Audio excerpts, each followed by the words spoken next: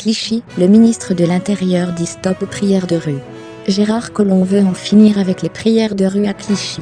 J'ai demandé au préfet de prendre contact avec à la fois les élus de Clichy-la-Garenne et en même temps avec la communauté musulmane, afin que le problème soit résolu, a assuré le ministre de l'Intérieur ce mercredi à l'Assemblée nationale, en réponse à une question du député FN Gilbert Collard.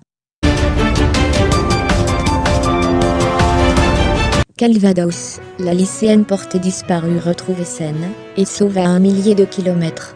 L'adolescente de 16 ans, portée disparue mercredi 15 novembre à Ivry, Calvados, au sud de Caen, a été retrouvée saine et sauvée à Arles, à 1 millier de kilomètres, Bouches-du-Rhône, selon le parquet de Caen, contacté par France Bleu Normandie. Elle est arrivée à Arles d'elle-même, précise le parquet. Elle a été interpellée sans difficulté par les gendarmes. L'adolescente serait allée retrouver son petit ami. Nicolas Hulot entre colère et sentiment de solitude au gouvernement. Dans un article du Point à paraître jeudi, dont le Lab publie des extraits, le malaise de Nicolas Hulot, ministre de la Transition écologique, apparaît clairement.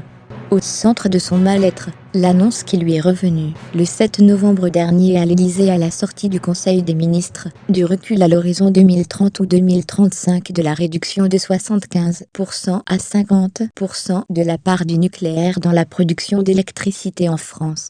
La date de 2025, inscrite auparavant dans la loi énergétique de 2015, est ainsi abandonnée. Charlie versus Mediapart, chapelles ardentes. Je veux qu'il rende gorge. Ce mercredi matin au micro de RMC et BFM TV, Manuel Valls est venu apporter sa désormais quotidienne contribution à la violente polémique qui oppose Charlie Hebdo à Mediapart. En ligne de mire de l'ex-premier ministre, Eddy Plenel, le fondateur du site d'information, qui l'a accusé, une semaine plus tôt, de déclarer la guerre aux musulmans. La violence de ces attaques vient solder un conflit latent depuis presque 10 ans. Entre deux gauches que beaucoup d'acteurs ont tout fait pour rendre irréconciliables. Non plus seulement sur la question sociale mais aussi, et même surtout, sur ce qu'on appelle désormais la question identitaire.